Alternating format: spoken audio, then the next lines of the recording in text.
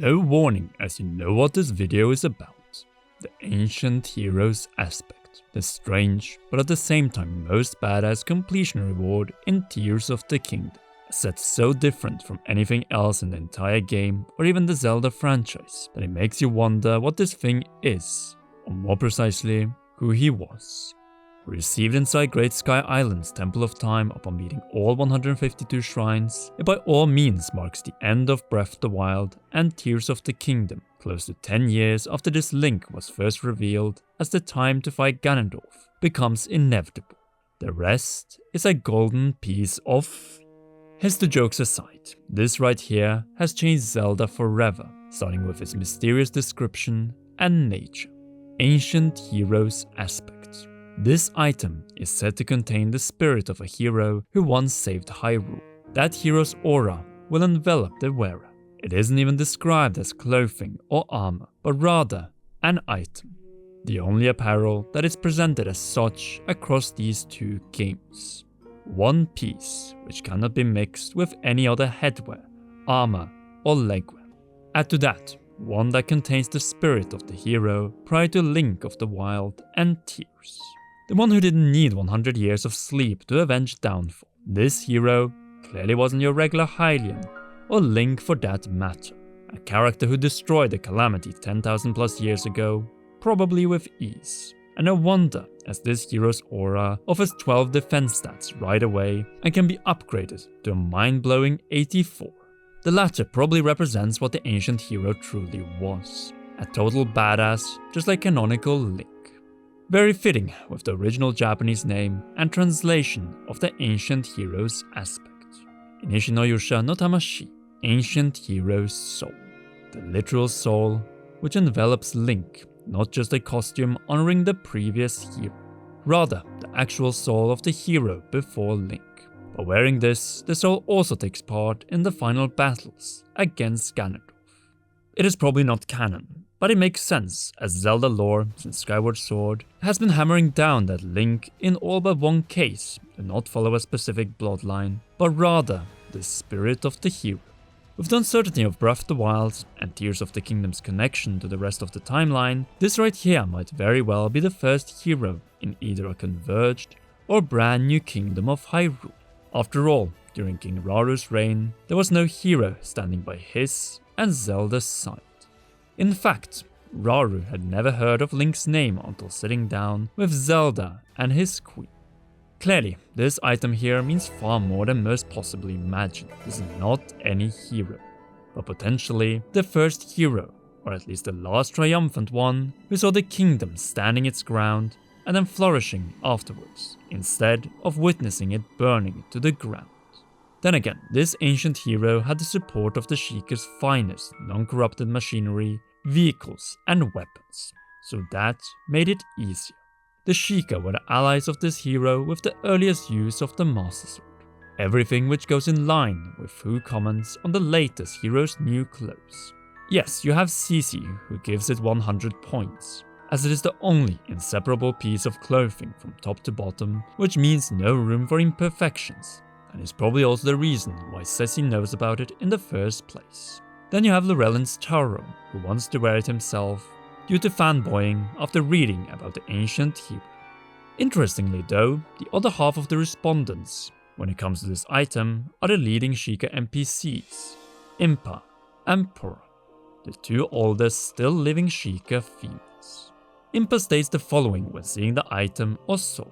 "Ah, I see you wearing the attire of the ancient hero," and doing so in an excited tone, followed by, "How amusing, you almost look like that figure depicted on the screen."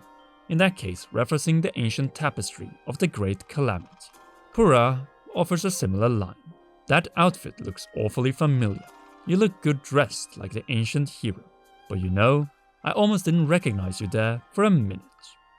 In other words, it isn't the ancient hero, but rather his attire and recreation of its animalistic appearance. And this is the thing, everyone who comments on the item are able to distinguish between the current and past hero. Since what do you end up with if you cross traditional Zonite and Hylian? Well, not this redhead chat. There must be a third element to the puzzle, unless the white-haired Zonite, so King Rauru and his sister Minoru, much like the ancient Sheikah, are only one half of the same coin. You see, throughout the history of the Sheikah, it has been implied on multiple occasions that there have been schisms.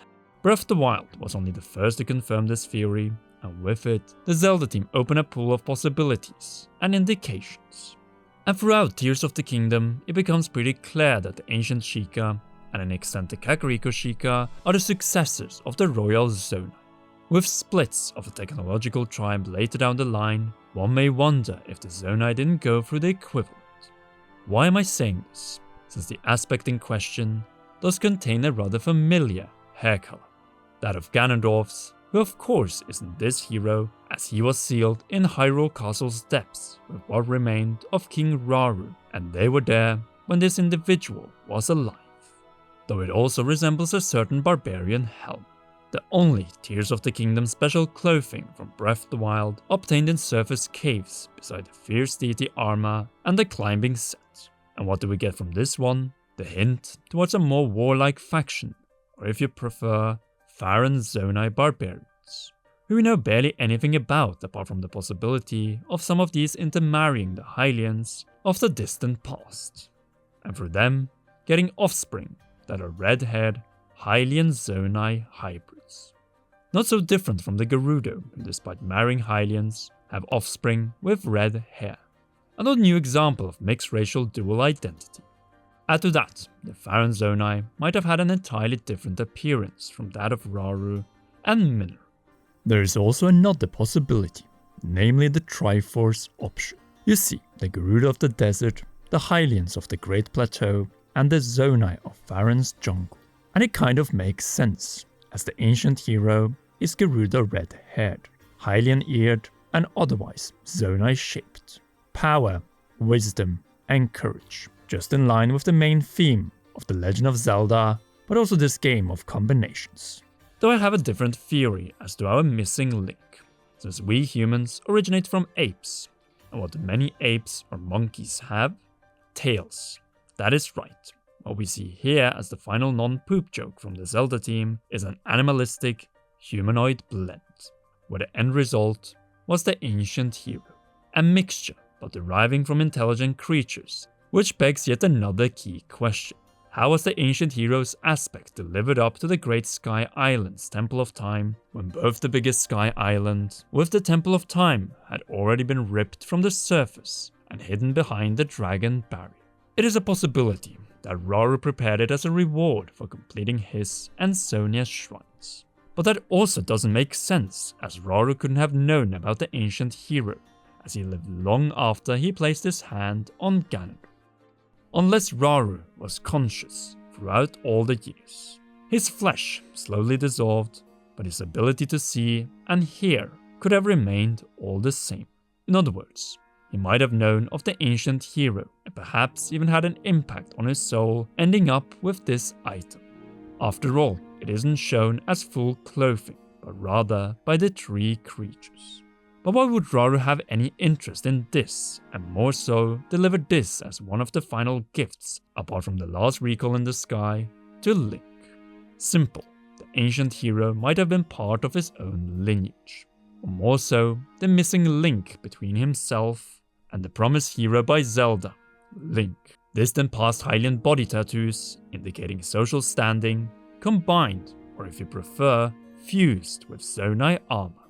In this case, nearly all of the elements found when Link wears the Zonite set, the most precious armor set of the Zonite, and crucial to the use of the technology and the weaponry. Since what do we find in the Zonite waistguard?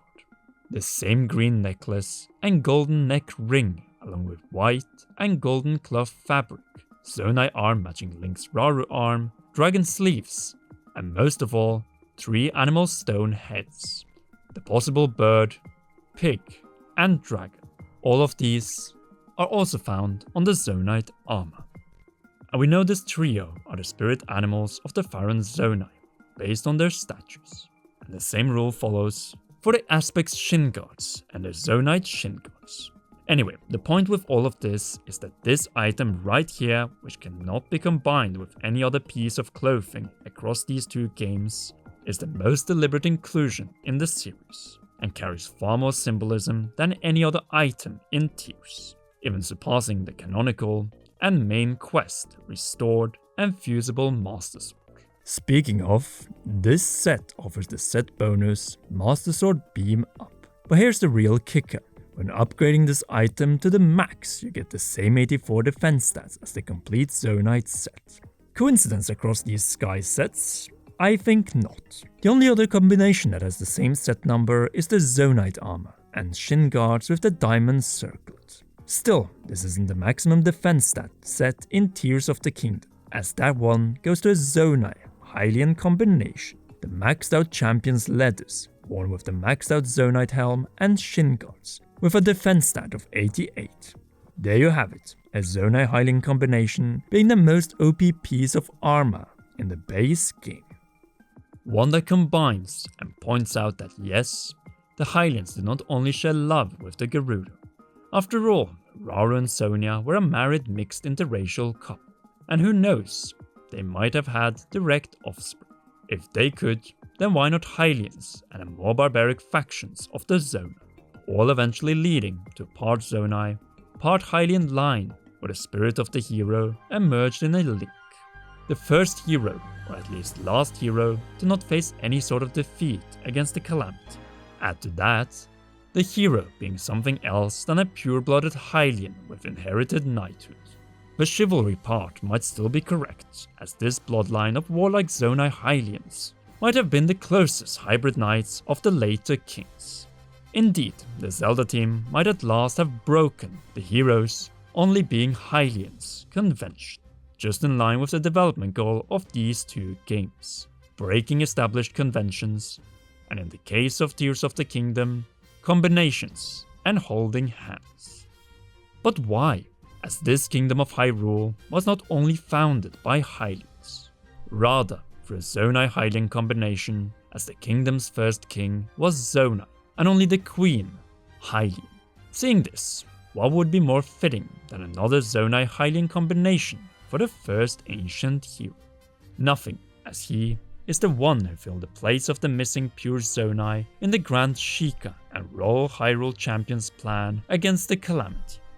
Keep in mind, the Zonai and the Hylians share similar green and blue eyes, so naturally the ancient hero also has one of them. But there is more, since the ancient hero's aspect or original soul contains something else, namely a gem above and between the eyes where the voiced Zonai in Tears of the Kingdom unleashed against Ganondorf, the third eye of enlightenment. Through mixing of races, this one would have been lost, no matter whether it was Rauru's child or a barbarian Zonai's offspring. Which brings us to the head part, where there's a key difference between the Zonite set and the ancient hero's aspect, or soul, namely the headgear. But this one might also have an explanation, since Minoru was the fifth sage, and the only one fighting Ganondorf in his humanoid demon king form twice. And when Link wears the Zonite helm in Minoru's construct's presence, she wears it as well. And what does this stone helmet with magical properties contain? The third eye, just like we see between these two sets. Plus, the ancient hero and Link here are the only champions without a divine beast. Instead, they are chosen by the Master Sword. Just like Minoru was the fifth sage missing to the equation upon the confrontation against Phantom Ganon. We're almost at the end, but there's one final proof to the Zonai Hylian connection or combination of the ancient hero, namely what this item truly represents. The ultimate accomplishment of the 152 trials found in the Shrines of Light, all prepared by King Rauru as Zonai in cooperation with his Hylian queen Sonia, and all cleared by a Hylian hero with the arm of the Zonai king. Dualities, holding hands, but in truth, combinations and contrasts. The power required to conquer any evil, whether that is calamity or the source of all of it. And ultimately, even the demon dragon created from the stolen Zonai stone. Naturally, the introduction of the ancient hero's aspect or soul might be the ending note of this theme and the Zonai themselves. That is, if this tribe is just like the Minish and the Twily, one game specific races. After all, it is clear that in this storyline, the Hylians and the Sheikah succeeded the Zonite, the Hylians in governance, and the Sheikah in developing technology and research. Breath of the Wild's own Sheikah Shrine completion reward even hinted towards it, as Link had at last reached the ancient Sheikah monk's goal and succeeded his spiritual ancestor. Even when looking at canon main quest scenes, the true ending of Tears of the Kingdom implies that the Zonite are gone, leaving Hyrule decisively to the rule of Zelda, the Hylians, and the Allies, while their scientific legacy to the Sheikah. The latter can be diverted from Purah's presence during the true ending. Minru passes on, but her love for research and technology is continued through Purah. Link, however, is the Hylian hero that succeeded the previous one, or in other words, the end result, which started from the true Zonite King Rauru and his courage in confronting Ganondorf through the hybrid ancient hero of courage, and concluded with the full-blooded Hylian, Link. All three faced Ganondorf or the Calamity, but only Link of the Era of the Wild and Tears faced and defeated both. And just like that, we reach the end of Ganondorf, the Zonite, and Tears of the Kingdom, unless we get more in DLC. Do you agree with this assessment of the ancient hero and his aspect/soul? Or do you think that this was just a tease of things to come from the still unknown Zelda hero and the Zonite tribe in future games? Sound off in the comment section down below.